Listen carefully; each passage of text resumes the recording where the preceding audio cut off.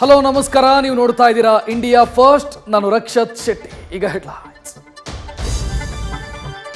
ಇದು ಅಚ್ಚರಿ ಆಘಾತ. ವಿಧಾನಸಭಾ ಗೆಲ್ಲಿಸಿದ್ದಂತ ಗ್ಯಾರಂಟಿ ಲೋಕಸಭೆಗೆ ಎಕ್ಸ್ಪೈರಿ ಆಗುತ್ತಾ?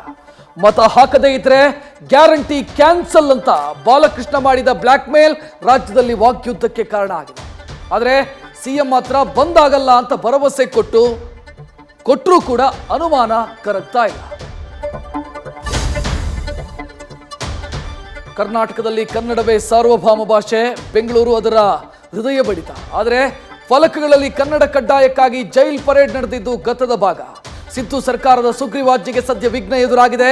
ಅಂಕಿತ ಬದಲು ರಾಜ್ಯಪಾಲರು ವಿಧಾನಸಭೆಯ ದಾರಿ ತೋರಿಸಿ ಶಾಕ್ ಕೊಟ್ಟಿದ್ದಾರೆ. ಹನುಮ ಯುದ್ಧ ಸದ್ಯಕ್ಕೆ ನಿಲ್ಲೋ ಲಕ್ಷಣ ಕಾಣ್ತಾ ಇಲ್ಲ.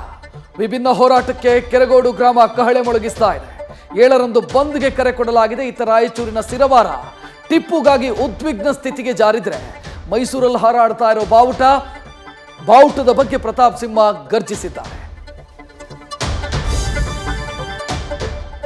ಲೋಕಾಯುಕ್ತ ಬೆಳ್ಳಂಬೆಳಗ್ಗೆ ಭ್ರಷ್ಟ ಅಧಿಕಾರಿಗಳ ಡೋರ್ ಬೆಲ್ ಬಾರಿಸಿದ್ದಾರೆ. ಬೆಂಗಳೂರು ಸೇರಿ 6 ಜಿಲ್ಲೆಗಳಲ್ಲಿ ಏಕಕಾಲಕ್ಕೆ ದಾಳಿ ನಡೆಸಿದ್ದು ಅಕ್ರಮ ಕುಬೇರರ ಜನ್ಮ ಜಾಲಾಡಿದೆ.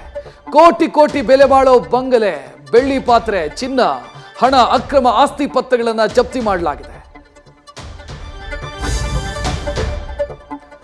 ಜಾಮೀನು ಪಡೆದು ರಿಲ್ಯಾಕ್ಸ್ ಮೂಡ್ನಲ್ಲಿದ್ದ ಮುರುಘಾಶ್ರೀ ಬುಡಕ್ಕೆ ಒಡನಾಡಿ ಬತ್ತಿ ಇಟ್ಟಿದೆ.